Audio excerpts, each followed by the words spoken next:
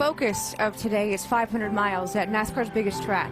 But behind the focus, these 43 drivers are racing with heavy hearts. 1 week ago, the motorsports world lost a champion and a friend. Dan Wheldon was killed at Las Vegas Motor Speedway while racing in the IndyCar Series season finale, and his death has touched us all. The racing community gets very small very quickly when something like that happens. Dan was a friend. You know, there's a lot of competitors that are competitors, but Dan was a friend. Well, he's just a happy person that I think with anybody, didn't matter who it was, he just always, you know, took care of him and showed him a good time, and you knew that he was a good-hearted guy. He always had like quick one-liners, and he was always one of the guys that was kind of keeping everybody laughing and having a good time. It doesn't get any better than Dan.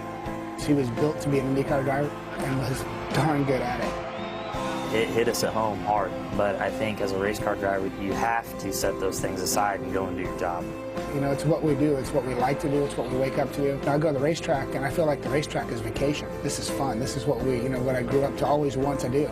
We know that that is a risk. We know that that's something that can happen, but there's a serious love and a passion for it.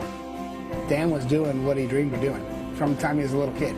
My deepest thoughts and prayers go out to the Wheldon family. Dan, we're going to miss you, buddy. Thanks for all the laughs over the years.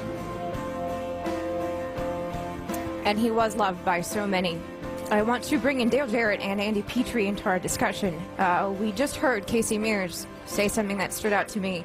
As drivers, you set it aside. It's your job. You climb back into the car. But this is the first race after that accident. As a driver, how do you climb back in the car?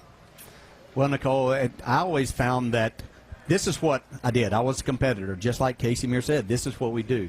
That week after something major had happened, just like this incident, yeah, you were a little bit more reserved leading up to that. But whenever it came time to race, that was my job. That's what I chose to do. I knew there were risks involved, just like everyone else out there knew that same thing. What we did was never going to be 100% safe.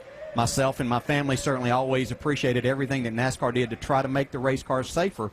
But at speeds of over 200 miles per hour, you always knew that there was that element of danger. Yes, sometimes that was something that drove us a little bit. It was that passion to be the best and to try to win that kept me going. I knew that if I ever let that get in my mind and in the way, I needed to find something else to do.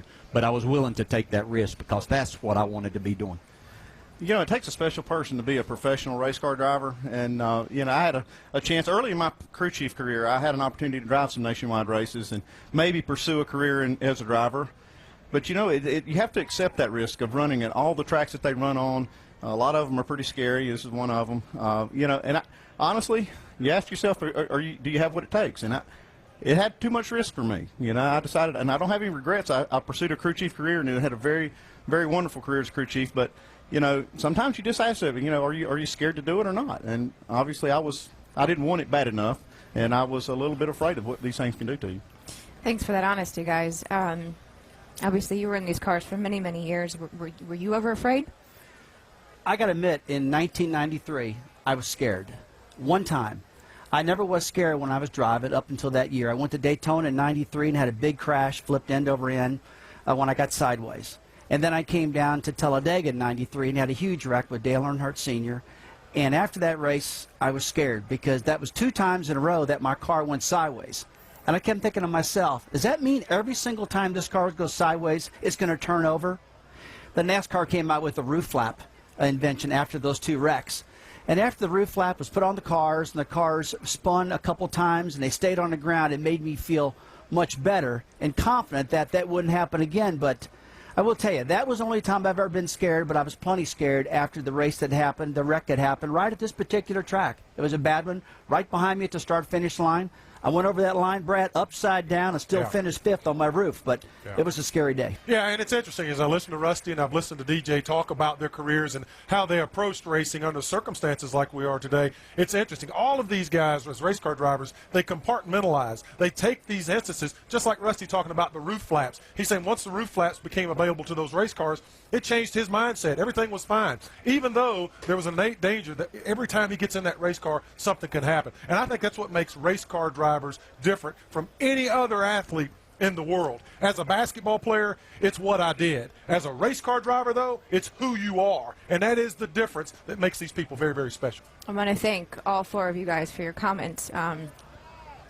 You said something interesting. The drivers are able to compartmentalize how they feel.